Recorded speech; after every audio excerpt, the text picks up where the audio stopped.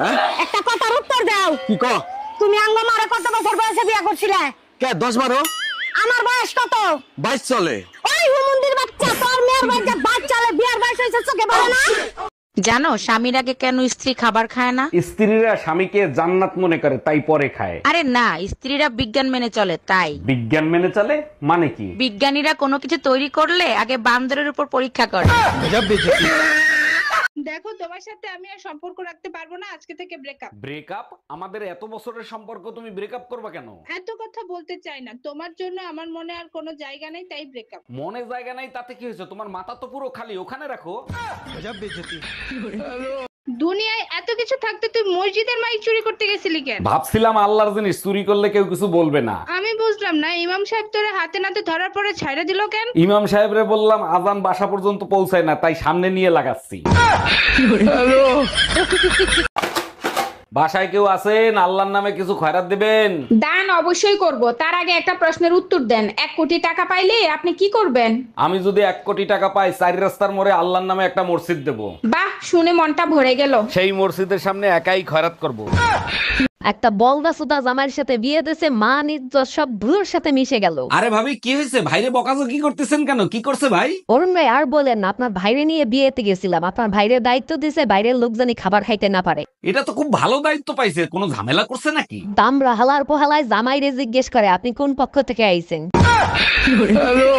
আচ্ছা, আমি যদি কারোর প্রেমে অন্ধ হই তাহলে আমি কি প্রতিবন্ধী ভাতা পাবো? অরুণ ভাই, আপনি এখনো ঘরে বসে আছেন? শিগগিরই পালান। কেন ভাবি, আমি কি চুরি করছি না ডাকাতি করছি? আমি পালাবো কেন? পুলিশের বউরে হোয়াটসঅ্যাপে প্রপোজ করছেন, পুলিশে টের পেয়ে গেছে, এখন কি করবেন? এতে টেনশন নেই আর কি আছে, পুলিশ আসলে বলবো আমার হোয়াটসঅ্যাপ হ্যাক হয়ে গেছে।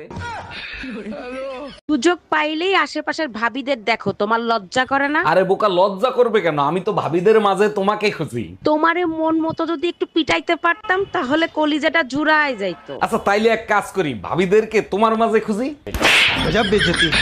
তোমারে কতবার বলছি যখন আমি রান্না করব তখন পিছন থেকে এসে জড়াই ধরবা না, আমার শরীর ঘামে ভিজা থাকে। কি করবো শোনা বউ, আমি তো সবসময় রোমান্টিক মুডে থাকি, তাই সবসময় ভালোবাসতে মন চায়। মেম সাহেব, আপনি ভাইরে একটু ভালো করে বুঝায় বলেন তো, আমার তো বলতে বলতে মুখ ব্যথা হয়ে গেছে।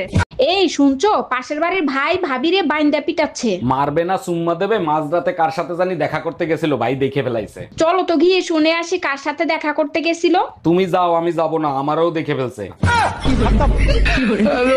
এই টুম্পা, আমার মানিব্যাগ থেকে টাকা নিছে কে? ঘরে কি চোর আছে নাকি? দেখো তুমি কোথায় খরচ করছো। কালকে রাতে গুনে রাখছি 700 টাকা, সকালে উঠে দেখি 200 টাকা। এই কাজ তুমি ছাড়া আর কেউ করে নাই। আরে বুকা, আমি যদি নিতাম তাহলে কি আর ওই 200 টাকা থাকতো? এই শোনো, আমি সিদ্ধান্ত নিয়েছি 1 সপ্তাহের জন্য বাপের বাড়ি যাব। 1 সপ্তাহ কেন, 1 মাস থেকে আসো, কোনো সমস্যা নাই। তুমি তো এটাই চাও আমি বাপের বাড়ি যাই, আর তুমি পাশের বাড়ি টুম্পা বাবুর সাথে ফষ্টি নষ্টি করো। আচ্ছা ঠিক আছে, তাইলে যাইতে হবে না, এখানেই থাকো। তুমি তো এটাই চাও আমি বাপ মায়ের সাথে দেখা না করি, ভাই বোনের সাথে সম্পর্ক নষ্ট করি। ম্যাডাম, আমার জরুরি ছুটি লাগবে, আমারে ছুটি দিতেই হবে। হঠাৎ কি এমন জরুরি কাজ আসলো যে তোমার ছুটি নিতে হবে? কালকে গ্রামের বাড়িতে আমার বউয়ের ডেলিভারি, ওখানে আমার থাকতেই হবে। 1 বছর ধরে তুমি এখানে, তোমার বইয়ের ডেলিভারি হয় কি করে? ম্যাডাম, ভিডিও কলে।